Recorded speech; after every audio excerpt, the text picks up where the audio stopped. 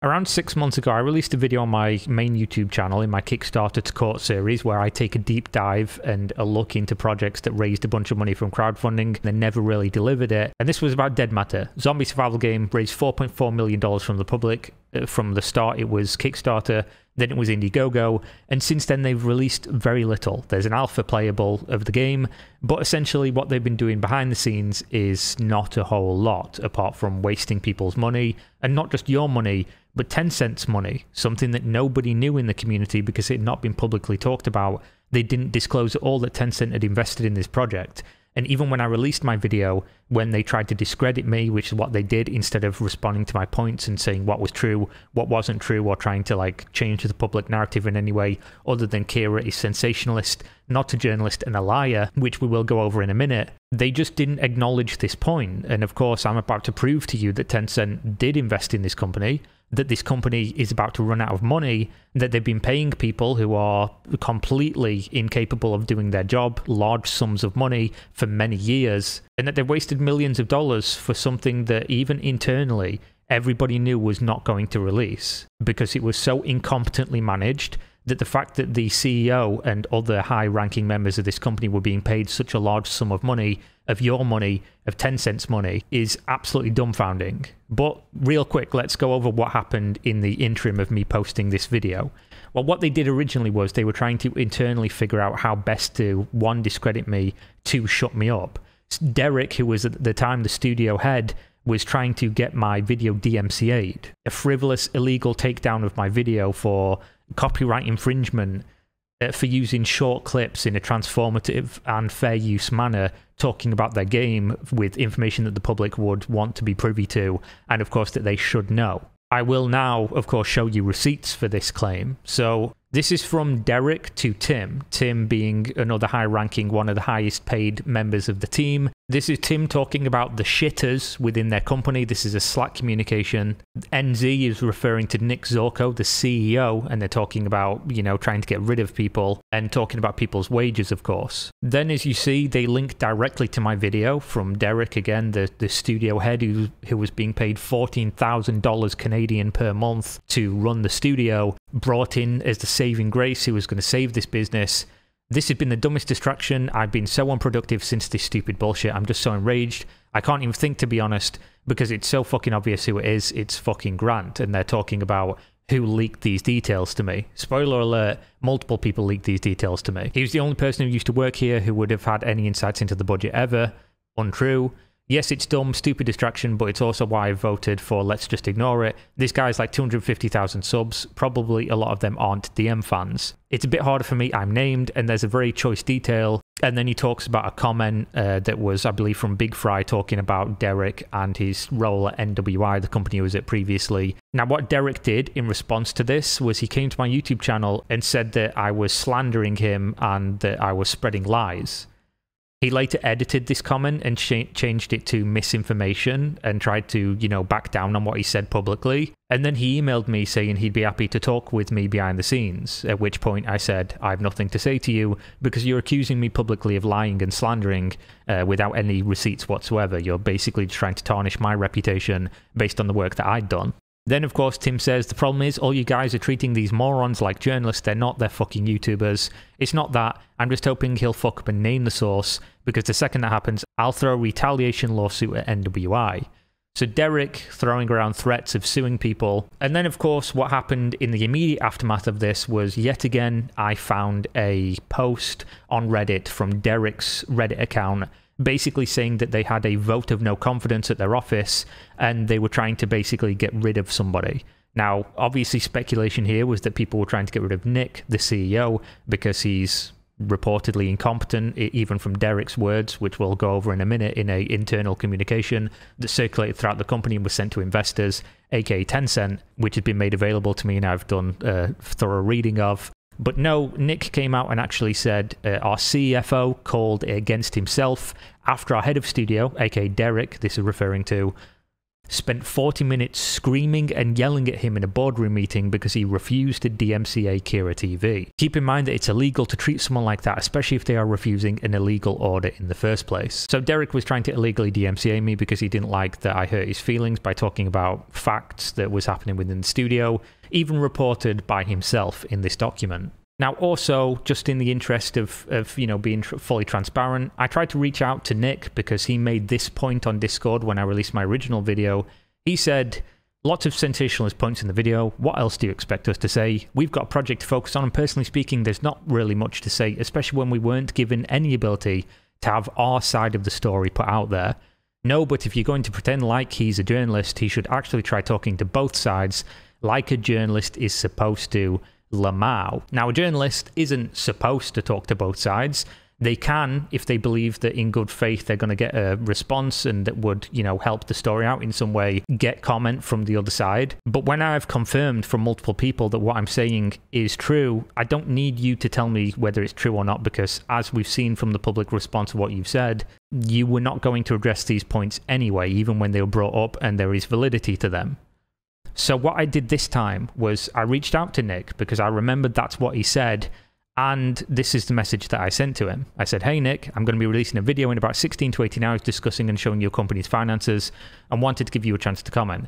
He said, I don't know what there is to comment on without any additional context. At which point I was asleep because I sent this at 7 AM local time for me, and I'd been awake all night doing this and going over documents, etc. He replied an hour and a half later, and then by the time I woke up and tried to message him back, he'd banned me on Discord. Now, it has been reported to me from behind the scenes, from group chats that Nick is in with other people, that he was trying to ban me a while ago but decided against doing it because it would look bad. Now he knows I'm releasing this video, he's decided to ban me anyways, so I guess he didn't actually want the ability to comment on something. He was just saying that yet again to try and discredit me. And now when given the perfect opportunity to have his side of the story heard, he instead decided, as you can see here, no servers in common, decided to ban my account for no reason. I'm a paying customer, by the way. I've never spoken in their Discord server. I've done nothing wrong. So this does make him look like an absolute clown in the fact that he asked for the ability to comment, was given the chance to comment, and banned me instead. Now, as usual, here are some images of Nick in a group chat to his girlfriend who also works at the studio, which is a very weird thing that we'll go over in a second. Basically talking shit about other employees, people that are in the company that he operates, that he is the CEO of,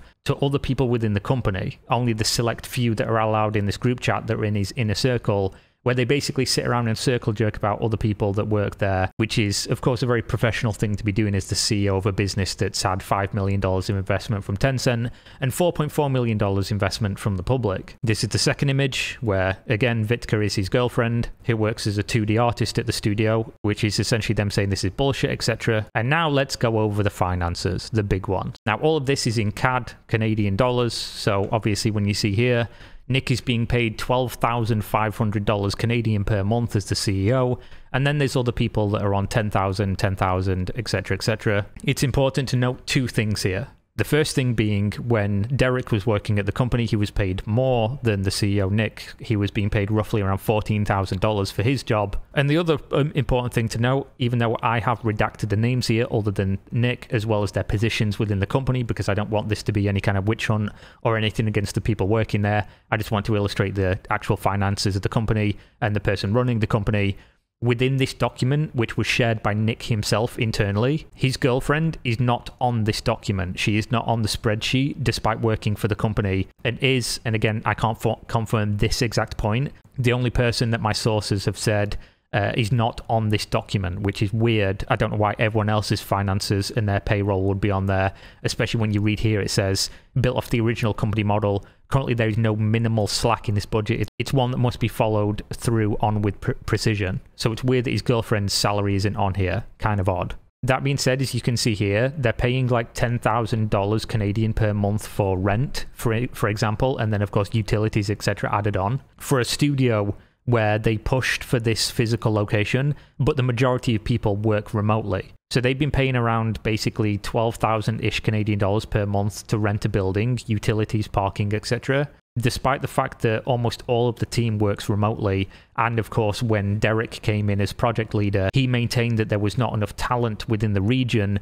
for them to even hire regionally for people to come into the company. So basically they have a studio that nobody's really using, and they've been paying $12,000 a month for this entire time, which is, of course, again, absolutely ridiculous spending to go in line with the $12,500 for Nick Zorko, the CEO, who is described as being technically very competent, but has managed this company into the ground, wasting essentially $9 million of other people's money to build a game that will never properly release, in my opinion, in the assessment of my sources. So as we can see here, this is the tallying down of the money that's going out, and essentially by November of 2023, this company will be bankrupt unless they have received additional funding, which was the one point I wanted Nick to clarify on, because that's one thing I cannot say. Have they received more investor funding? Because if they haven't, as you can see here, $100,000+ leaving every month and no money coming in because they physically cannot sell the game anymore. They are not allowed to. They're not allowed to sell it off platform because Steam will remove them if they do,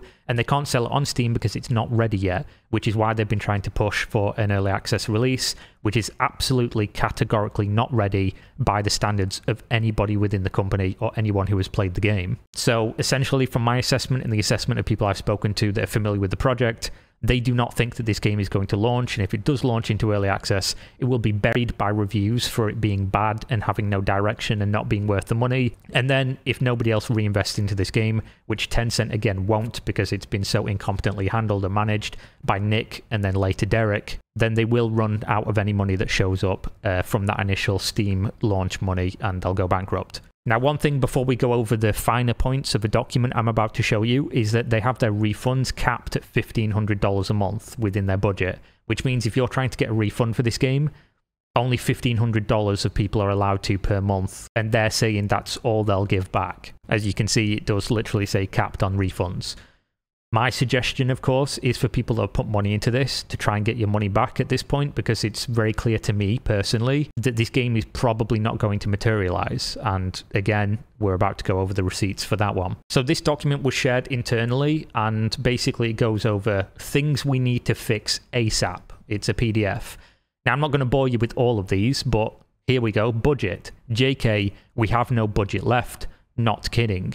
Milestone reminder, August 16th, we needed to have 30 dedicated minutes of deliberate gameplay. Do we? If not, how much do we have? October 24th, we need to have a dedicated 60 minutes of deliberate gameplay. See above. Final candidate to show to Tencent, representative of what we'll go to market with in 2023. Gameplay needs to be validated. Previously was assumed design/Nick has been validating the game along the way, almost assuredly an error in judgment, likely doesn't know how to, and will need to be taught. So the person who was validating game design this entire time is Nick, who the studio head they brought on decided was an error in judgment and he doesn't know how to do it. And now we get to when Derek first joined the studio. He was brought in as the savior to basically fix all the woes of Dead Matter and Quantum Integrity Software. And this is the brief he shared after his first couple of weeks at the company, going through, interviewing all the staff and deciding what was going on, what needed to be fixed, etc. So this is the end of 2021. We're now in, quarter 2 2023. So you're going to ask, how relevant is this to everything? Well, for a couple points, it's very relevant, and for some maybe it's a little bit better than it was now. But again, when we look at the finances I've just showed you, you're going to see why this is a big deal. So just to confirm what I said was true about Tencent, if you obviously didn't see already that document showed that Tencent was the investor of this, Quantum Integrity Software in May of 2021 made a deal with Tencent and secured an additional $5 million in funding. The purpose of this raise was to ensure that the team could carry out a staffing ramp and to better improve the team's chances of launching a successful open-world survival zombie game title for PC. He later goes on to say the founder and CEO of the company has a strong technical background and is likely to also serve as the CTO for the company, the Chief Technical Officer. This did not age well, of course. So basically the money that they raised from the public, the $4.4 million, got them to the stage of May 2021. And then in May 2021, they got $5 million. And they were planning, based on this document, to release the game into early access on Steam in late 2022. Of course, that didn't happen, and that was something that was promised publicly that, of course, they completely missed because the company is in a complete shambles. Now, this is going through all the things that he did when he first joined the studio, including interviewed every single member of the team. Now, we're about to get to some real problems of the studio, which I can't really put into words without using his words, just to show you how bad things were at Quantum Integrity Studio, a company that was, to this point, when Derek joined, completely managed by Nick Zorko, the CEO, the person who again asked me for comment and then banned me when I gave him the opportunity to do so. One of the questions he asked was basically, you know, what are we doing here? What are we building? And of everyone he asked, they all gave him different answers. So nobody really knew what they were building, apart from the one core theme that they all said was the centralized lore elements, which he then assessed. How is there lore elements when there's no NPCs, there's no quests, there's no written nor implemented NPCs, there's no factions, and this basically means that their most distinctive gameplay feature does not even exist and has not yet left the concept phase to this point. And then when asked what is missing from the game, a lack of cohesion, a lack of direction, a lack of communication, and a lack of goals, which further highlights the significant issues pertaining to a lack of organization and planning. And this only gets worse from here. Essentially, it goes through how multiple team leaders referenced that it's essentially impossible to work for this company, that there are no actual checks and balances, the leads don't know what they're doing, the people under the leads don't know what they're doing, there's no documentation for anything, and essentially people are just there earning a paycheck, and it's just complete chaos and disarray. The end result is a team that is constantly pivoting and reacting instead of planning and executing, often with little to no oversight and with no reference pieces to guide their deliverables. Absence of professionalism. One lead described the work culture as, quote, inherently against organization of any kind, and further referenced how common it was for contractors and employees alike to request time extensions, often between 25 to 50% of the intended production estimate for a deliverable. Work is frequently not completed to specification. The team seems to be generally aware that there are people within the organisation who are inadequate / not getting it done, though it remains unclear at this time if any action has been taken to correct performance. There is also the perception internally about the prospect of overpromise and underdeliver emerging as a result of weak organisation across the company. Now, we get the finances here. As 2021 was drawing to a close, the company is expected to retain approximately $2.7 million, to 2.682 specifically, and then goes over the burn rate being $145,000 for rent, utilities, payroll, contractors, licensing, legal, accounting, etc. Now, bear in mind, this is at the end of 2021. Our runway is 13 months until we redline. What does redline mean in this context? Well, they run out of money. They can't pay anyone's wages. They can't pay for any of the software they're using. They can't do anything. It's game over unless somebody invests. And he said 13 months. And this is at the end of 2021, which would have put it at early 2023. What has changed here? Well, basically, they cut down their current burn rate from $145,000 down to $109,000, which has given them a little bit more runway. But of course, they offer a refund policy. And if everyone were to refund right now, which they can't because they've capped the refunds, they'd run out of money within a couple months. But obviously nobody knows, apart from now that I'm publishing this, that internally they're only allowing $1,500 of refunds per month, which is not a lot when you consider when I bought the game, for instance, it was $55 for my package. So our current budget is allocating $0 for marketing spend. We will absolutely need support from our publisher in this domain. And then the CEO, Nick, corrects him here. Tencent is purely an investor, though I believe we could potentially look at onboarding a publisher to defer some of this cost once we are in a position of strength. I've got a lot of connections to Devolver, and I would target those guys on the 6th of December 2021 at 6:23 p.m. This has not happened as far as I'm aware. They don't have a publisher. They're not in a position of strength. And of course, clarifying that Tencent are only an investor and are not helping with publishing. And spoiler alert, Tencent not helping with anything anymore because this document was sent to Tencent. And Tencent saw what's been going on with our $5 million investment. Oh, they've wasted it, and this game is not in a good position, and the people running the game have no fucking clue what they're doing. Then they go through the tech stack that they're working on with audio, code, communication, etc., etc. Then talk about the people that have been hired and the contractors, of which most of the people working on this game for the entire duration have been contractors. For the record, I would like to state, while this does show that the company was in complete disarray, whenever Derek, who is the person writing this document, mentions contractors doing X, Y, or Z, usually in a negative connotation, according to my sources, Derek was doing this in a way to out the contractors, some of which were doing good work, in order to bring in people he was familiar with from projects he worked on previously and companies he was at previously. So this is more of a he said, she said. I've had people tell me this is the case, but of course take this with a pinch of salt, as I cannot confirm either way. No matter who's right though, it does illustrate that people working at the company and Derek were at odds, and of course this was going on prior to him being there and has also continued to go on afterwards. And bear in mind, the level design lead, according to Derek and his investigation into the company as the studio head when hired, he said contract hours are untenable, often starting in the late afternoon and lasting until 3 to 4 a.m. This makes it virtually impossible to determine when they will be present, if at all, during core hours. Secondly, this particular contractor openly took pride in refusing to read company emails, to respond to calendar events, and in creating an unknowingly hostile work environment via brash/contentious check-in comments. Thirdly, this contractor openly disclosed after the demotion that, and I quote, "I never believed in this project from the beginning. I saw it as a way to make some free money, to learn as I go, and to develop my portfolio. I don't care if you take it away from me, but please hear me when I say that you don't have anyone senior enough to be a lead in this company right now for level design." Another contracted level designer simply stopped showing up for work for weeks at a time. When confronted directly by the CEO, he promised to do better, but immediately relapsed into bad habits before 1 month had even passed. Only after disappearing for several weeks was this contractor released from the company.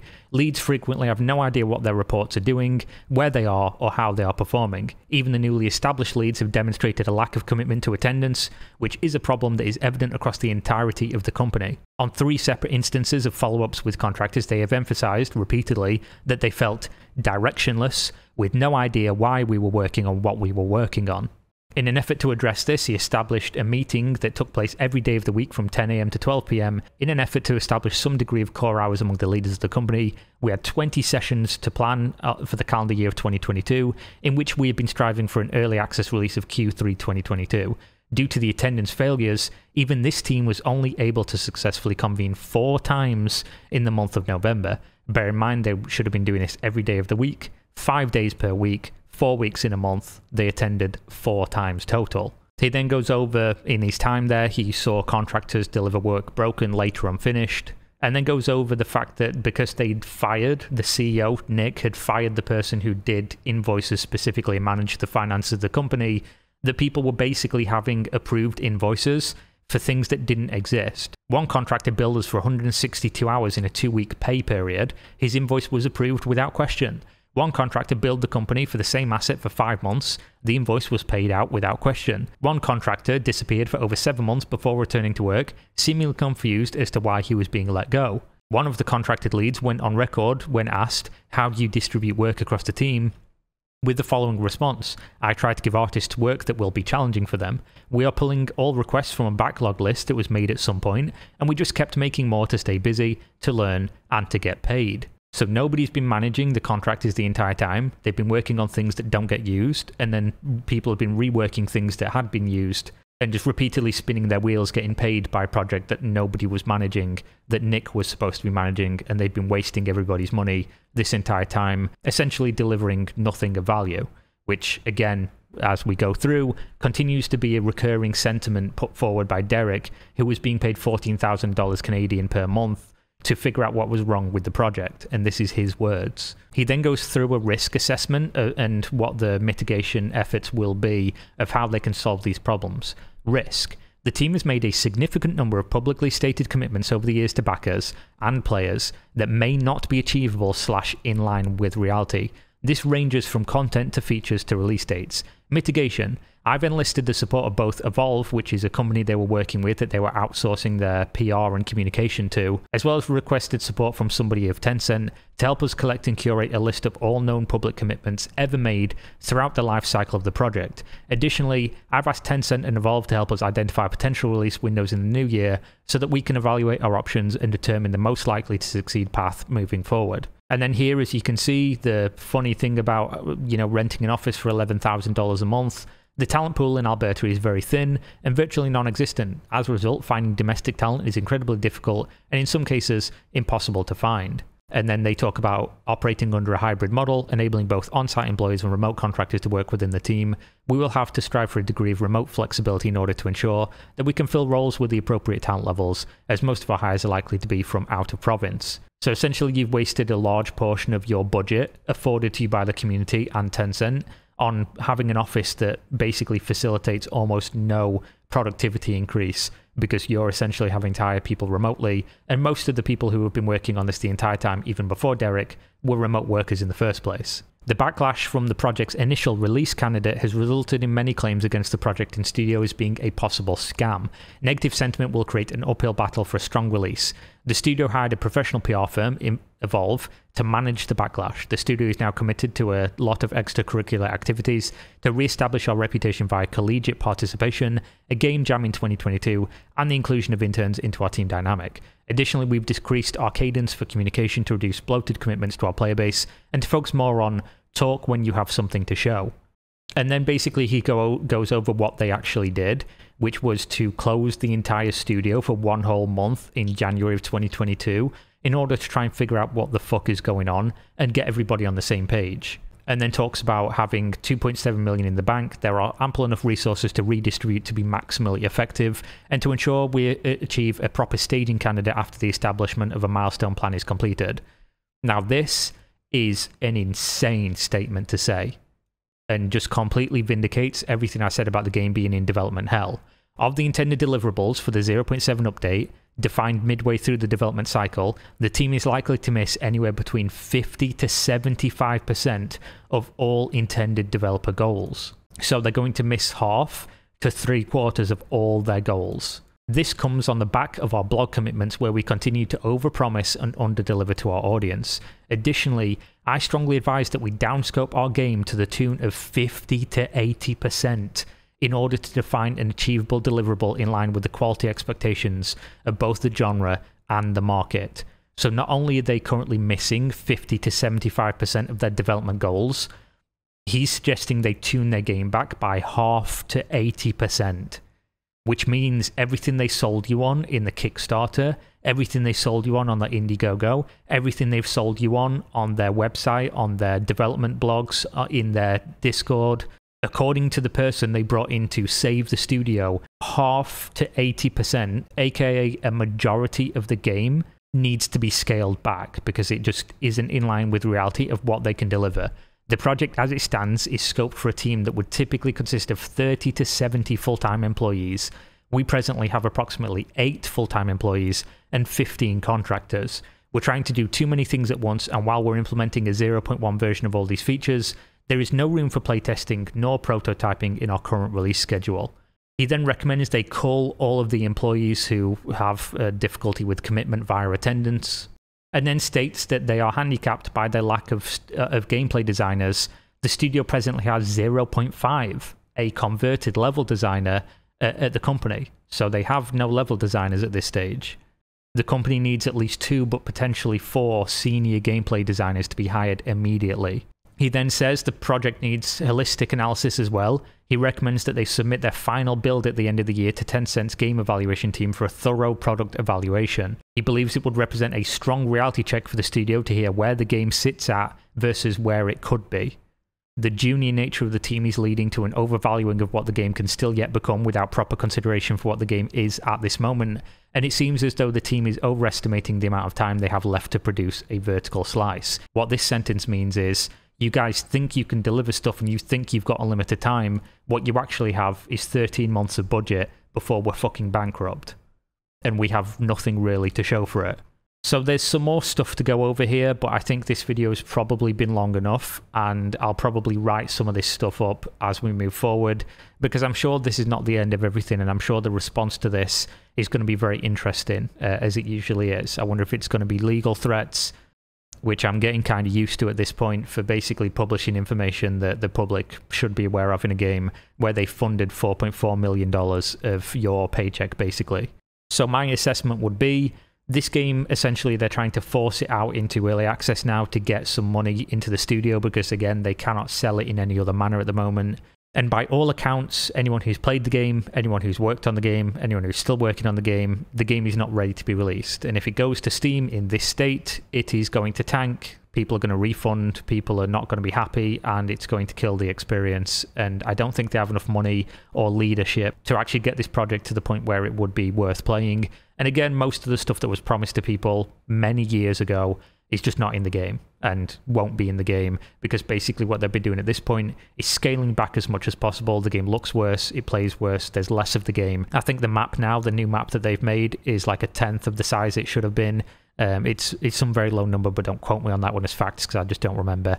I've gone through too much of this project to this point. And yeah, I'm sure I'll be told that I'm not a journalist. Of course, I've never said I'm a journalist in the first place and that I should have reached out for comment. But I tried to do that and you banned me from the server, something you've been trying to do for a while. We'll see what happens with that. And again, my assessment would be if you can get a refund, probably do. Although, of course, they will probably reject anyone over the $1,500 amount. I believe at this point, Tencent have chalked this one up to a bad investment and don't intend to put any more money in. Nick won't speak to me, so I can't get any clarification on that. And even if he would speak to me, he's obviously not going to reveal that because he wouldn't even reveal that they had investment from Tencent in the first place. I'm not sure if that's a confidentiality thing between them and Tencent, but obviously this is just, you don't have to take my word for it. Take the word of the person they were paying $14,000 to be the head of studio. Now again, I would say, what has Nick done to warrant a $12,500 Canadian per month salary as CEO of this company, except for waste people's money on trying to deliver a game, which again, I'm not saying is a scam. Nothing about this has been a scam. It's basically just been somebody who was given a bunch of money, way too young and way too inexperienced to do anything with it, and has spun his wheels into a position whereby the game is just not moving forward in any meaningful manner, and nobody will give them money anymore for that reason. So there we go. Thanks for watching as always, and see you next time. Peace out.